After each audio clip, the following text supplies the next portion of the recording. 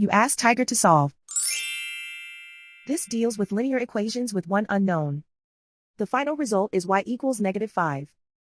Let's solve it step by step. Simplify the expression. Expand the parentheses.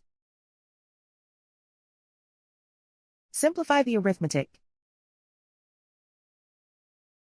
Group all constants on the right side of the equation.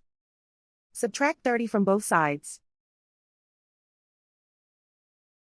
Simplify the arithmetic.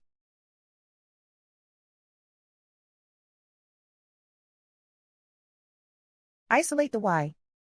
Divide both sides by -6. Cancel out the negatives. Simplify the fraction. Move the negative sign from the denominator to the numerator. Find the greatest common factor of the numerator and denominator.